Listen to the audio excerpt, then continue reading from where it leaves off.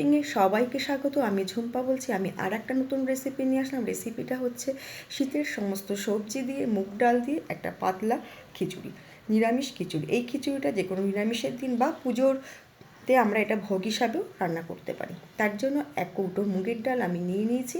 এই মুগের ডালটাকে আমি একটু হালকাভাবে ভেজে নেব। খুব লাল করে আমি কিন্তু ভাজবো না, সামান্য একটু রোস্ট ভাজা হলেই এটা কিন্তু হয়ে যাবে, খিচুড়ির জন্য যথেষ্ট। এর জন্য আর খিচুড়ির জন্য কিছু সবজি নিয়েছি। শিম নিয়েছি মটরশুঁটি, নিয়েছি নতুন আলু, ফুলকপি, আর নিয়েছি টমেটো আর চেরা কয়েকটা কাঁচা লঙ্কা। আর এর জন্য নেব এক কৌটো গোবিন্দভোগ চাল। এই ডাল আর চালের পরিমাণটা কিন্তু একদম সমান সমান। কড়াই বসিয়ে সর্ষের তেল দিয়ে একটু লবণ দেব। লবণ দিয়ে সমস্ত সবজিগুলো এক এক করে আমি ভেজে তুলে নেব। আমি লবণ দিয়ে দিলাম ফুলকপিগুলো। যে সমস্ত নতুন এবং পুরনো বন্ধুরা আমার রেসিপিটা দেখছেন, আপনাদের প্রথমেই বলবো একটা লাইক দিয়ে আপনারা দেখা শুরু করুন এবং পুরোটা দেখার অনুরোধ রইল। আর যে সমস্ত পুরনো বন্ধুরা আমাকে প্রথম থেকে এখনও পর্যন্ত সাপোর্ট করে আসেন, তাদেরকে অসংখ্য ধন্যবাদ। আর নতুন বন্ধুদের বলবো আপনারা একটা সাবস্ক্রাইব করে আমাকে পাশে বেল আইকনটি প্রেস করে দেবেন এবং ভালো লাগলে লাইক, কমেন্ট এবং শেয়ার করবেন, যেটা আমাকে নেক্সট রেসিপি দিতে খুব ইন্সপায়ার করে। তো আমার কিন্তু প্রায় ফুলকপিটা ভাজা হয়ে গেছে। এইবার আমি আলুগুলোকে ভেজে নেব। আলুগুলো দিয়ে এটাকে ভালো করে আমি নাড়াচাড়া করে আলুগুলোকে আমি ভেজে তুলে নিলাম। আচ্ছা, এইটা কিন্তু নতুন আলু দিয়ে কিন্তু খিচুড়ি খেতে না ভীষণ ভালো লাগে।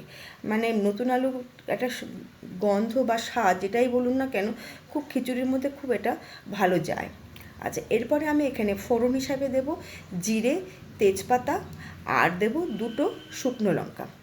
আমি জিরে ফোড়ন দিয়ে দিলাম, এরপরে দুটো শুকনো লঙ্কা ফাটিয়ে আর দুটো আমি তেজপাতা দিয়ে ফোড়নটাকে একটু ভাজা হলে একটা সুন্দর যখন গন্ধ বেরোবে, তখন এর মধ্যে আমি দিয়ে দেব আদা বাটা।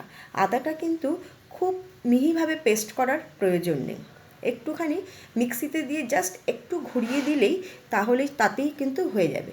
এই যে আমার আদা বাটাটা দেখুন, আমি এটা দিয়ে দিলাম। দিয়ে মশলাটাকে একটু কষিয়ে নিয়ে দিয়ে দিলাম হলুদ আর দেবো একটু লবণ, কারণ আমি কিন্তু লবণ দিয়ে আমি খিচুড়ির জলটা ফোটাচ্ছি, এই জন্য লবণটা অল্প দিয়েছি। আর দিয়ে দিলাম দুটো কাটা টমেটো, আর স্বাদের ব্যালেন্সের জন্য একটু আমি চিনি দিয়ে দিলাম। দিয়ে মশলাটাকে ভালো করে নাড়াচাড়া করে এরপরে দিয়ে দেবো আমি আলুটা, কারণ আলুটা কিন্তু একটু সিদ্ধ হতে সময় লাগে, সেই কারণে আলুটা কিন্তু আমি আগেই দেব। আর শিম আর দিয়ে দিলাম গাজর। এই গাজরটা আগে আপনাদের দেখানো হয়নি। এই গাজর কিন্তু খিচুড়িতে দিলে পাতলা পাতলা করে কেটে দিলে খুব ভালো লাগে খেতে।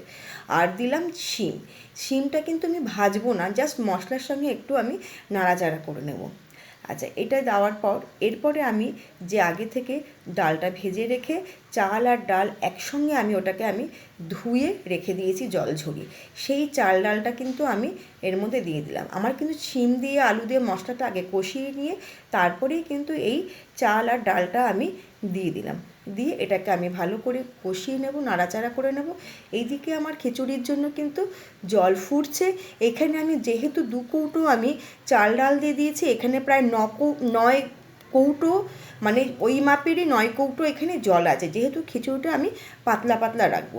9 কৌটো মতো জল দিয়েছি, দিয়ে লবণ দিয়ে এটাকে কিন্তু আমি ফুটিয়ে নিয়েছি। আর এই যে গাজরটা দিলাম না, গাজরটা যেমন ভালোও লাগে খেতে আর খাবারটাকে অনেকটা স্বাস্থ্যকরও করে তোলে, এই জন্য গাজরটা আমি দিয়েছি। আর দিলাম 4টে চেরা কাঁচা লঙ্কা আর 1 মুঠো মটরশুঁটি। আর ফুলকপিটা কিন্তু ঠিক নামানোর আগ দিয়ে দেবো, কারণ ফুলকপিটা সিদ্ধ হবে কিন্তু ওটা কিন্তু গলে যাবে না। একটু গোটা গোটা সবজিগুলো খিচুড়ির মধ্যে থাকলে না খুব ভালো লাগে খেতে, পাতলা পাতলা খিচুড়ি। আমি খিচুড়িটা কিন্তু একটু পাতলা পাতলাই নামাবো, কারণ যেহেতু গোবিন্দভোগ এটা, সেহেতু কিন্তু একটু ঠান্ডা হলেই কিন্তু এটা জমে যাবে। তাই আমার কিন্তু রান্না প্রায় হয়ে গেছে। আর এখানে একটা মশলা দেব, সেই মশলাটা আমি ঘরে থেকে আগেই করে রাখি। সেখানে দিই 1 চামচ ধনে, 1 চামচ জিরে, একটু এলাচ, লবঙ্গ, দারচিনি দিয়ে এটাকে ভেজে আমি রোস্ট করে রাখি। আমার কিন্তু হয়ে 2 চামচ এখানে ঘি দিয়ে দিলাম। আমার কিন্তু খিচুড়ি কমপ্লিট।